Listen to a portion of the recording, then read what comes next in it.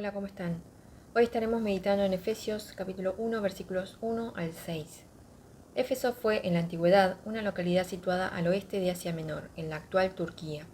Fue una de las 5 ciudades mayores del Imperio Romano, junto con Roma, Corinto, Antioquía y Alejandría.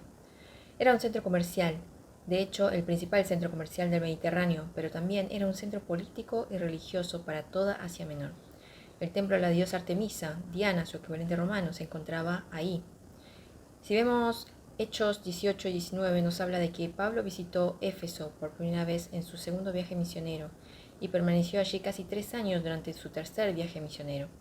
Parece que el apóstol Pablo escribió la epístola en el año 62 o 63 después de Cristo, desde su encarcelamiento en Roma, casi al mismo tiempo que escribió las epístolas de Filemón y a los colosenses, y que fue enviada por Tíquico, su amigo que lo había estado visitando.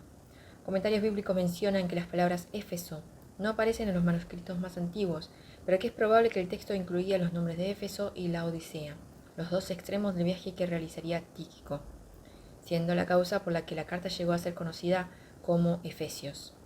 Es decir, que aunque la epístola quizás fuera escrita también con la intención de que circulara entre otras iglesias del Asia, no hay duda de que tenía en mente la iglesia que habían fundado en Éfeso. Es una epístola que en general presenta doctrina en la primera mitad y exhortación en la última. En el pasaje de hoy tenemos la apertura de esta carta. Desde el versículo 3, Pablo nos llama a la adoración a Dios.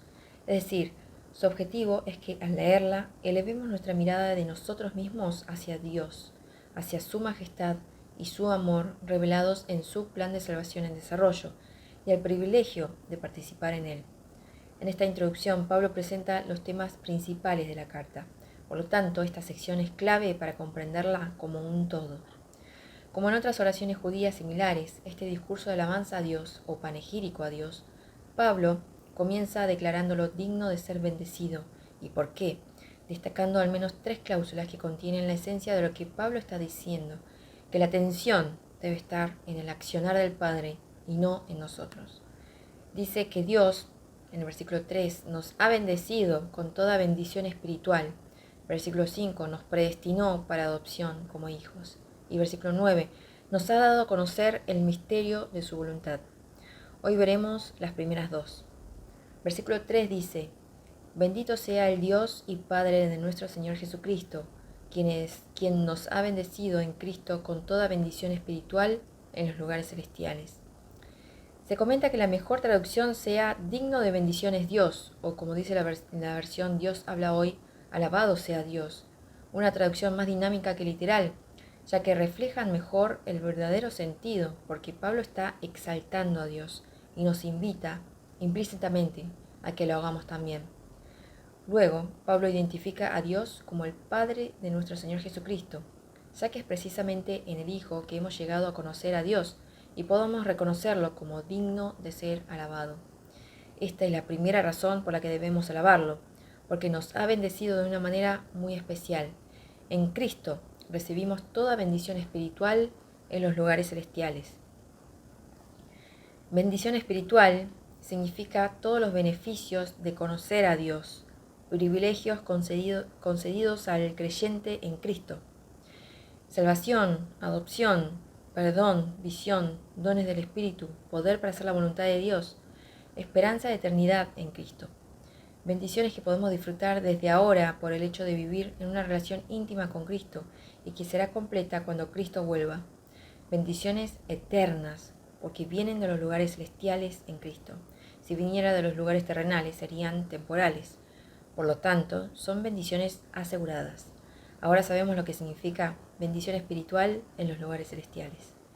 Versículo 4, Pablo dice, asimismo nos escogió en él desde antes de la fundación del mundo, para que fuéramos santos y sin mancha delante de él.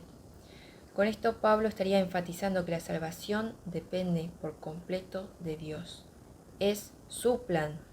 Pablo utiliza recurrentemente el término en Cristo, porque todo el plan es mediante Cristo Jesús, y para todo aquel que en Él cree está garantizado que será salvo.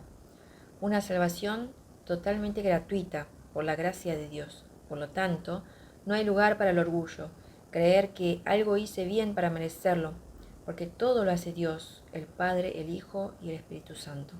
En todo caso, no lo merecíamos. Aún así, el Hijo amado vino por nosotros para salvarnos. A esto se le dice misericordia.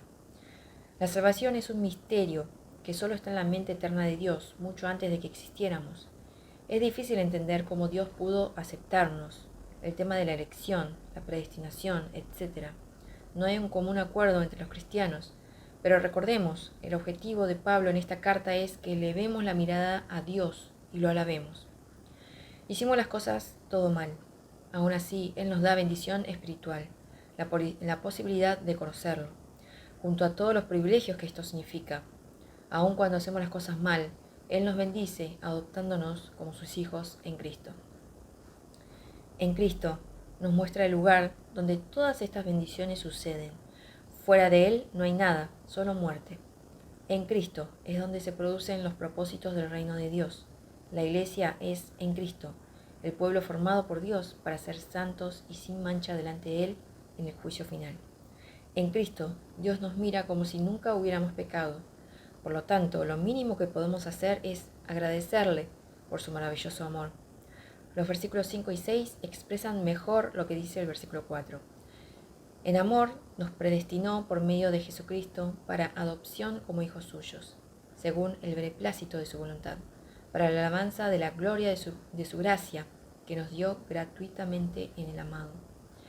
En la ley romana, los hijos adoptivos tenían los mismos derechos y privilegios que los naturales, incluso si fueron esclavos. Pablo usa esta figura para mostrarnos cuán sólida es nuestra relación con Dios. Predestinado significa darnos un destino de antemano. Si somos salvos, es por obra de Dios y no nuestra, por su plan. El destino que garantiza su palabra está en varios versículos de la Biblia. La más conocida es Juan 3:16. Tanto amó Dios al mundo que envió a su único Hijo. ¿Para qué? Para que todo aquel que en Él cree no se pierda, mas tenga vida eterna. El destino del que cree en Jesucristo es la vida eterna. El versículo 5 nos habla de que Dios destinó de antemano que por medio de Jesucristo fuéramos adoptados como hijos suyos. Es decir, Dios planeó de antemano que iba a adoptar como hijos suyos a todos aquellos que crean en Jesucristo. Por lo menos para mí, este versículo está diciendo esto. Volviendo al propósito de la carta de Pablo, en el pasaje de hoy, lo principal es que elevemos nuestra mirada a Dios y lo adoremos, porque nos ha bendecido con el privilegio de conocerlo y porque nos ha provisto de antemano de un plan para que lleguemos a ser adoptados como hijos suyos.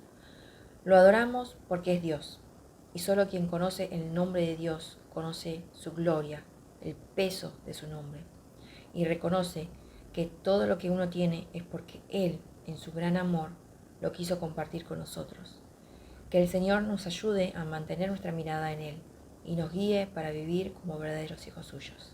Dios los bendiga y que terminen bien la semana.